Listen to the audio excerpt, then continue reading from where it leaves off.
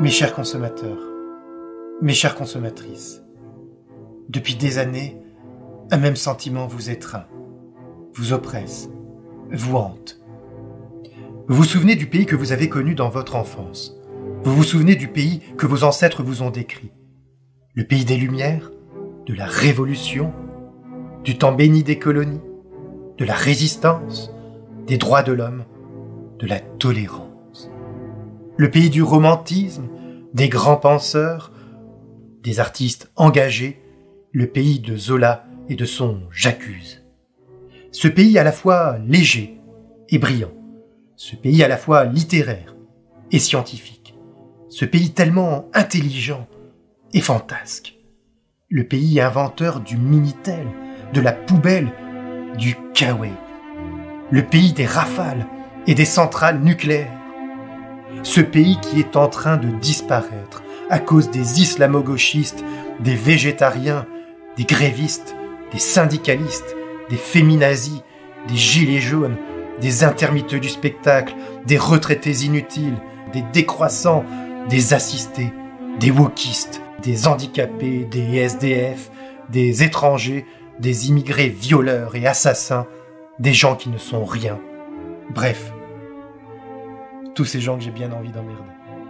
Vous n'avez pas déménagé, et pourtant vous avez la sensation de ne plus être chez vous. Vous n'avez pas quitté votre pays, mais c'est comme si votre pays vous avait quitté. Vous rêvez d'évasion fiscale. Longtemps, vous n'avez pas osé dire ce que vous pensiez. Et puis les médias vous ont aidé à vous libérer, à vous décomplexer. Vous avez compris que votre sentiment était partagé par tous. Que la parole décomplexée et une petite délation, ça fait du bien. Bien sûr, vous les ultra-riches, vous avez souvent du mal à finir vos familles.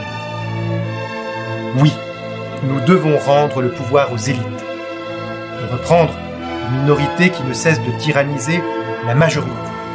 Oui, au gouvernement des multinationales, par les multinationales, pour les multinationales. Depuis des décennies, nos gouvernants, de droite comme de droite, ont fait du bon boulot. Ils ont cassé le service public, cassé les manifestants, cassé la solidarité nationale. Savoir fermer 18 000 lits d'hôpitaux en 4 ans, dont 5 700 en pleine pandémie, ça force le respect. Ça n'est pas donné à tout le monde. Mais nous pouvons aller encore beaucoup plus loin. Le temps presse.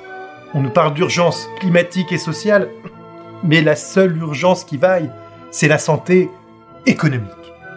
Allons vers plus d'obéissance, plus de contrôle total et plus de profit. C'est pourquoi, moi, Alessandro Di Giuseppe, pape 40 de l'église de la très sainte consommation, fils du capital descendu sur terre de Dubaï, j'ai décidé de me présenter à l'élection présidentielle 2022. Pour que nos enfants et nos petits-enfants puissent devenir milliardaires. Pour que nos filles soient bien mariées et que nos fils ne soient pas insoumis, black bloc ou pire, homosexuels. Nous les puissants, nous ne nous laisserons pas dominer, conquérir et nous coloniserons l'espace. Notre mode de vie n'est pas négociable. Nous ne nous laisserons pas grand remplacer. Les maisons brûlent et nous regardons ailleurs. Et alors, les générations futures, elles avaient qu'à être là, avant. Rejoignez-moi, dressez-vous. Nous les winners capitalistes, nous avons toujours triomphé de tout. Vive la République et surtout, vive la finance, en marche vers l'effondrement.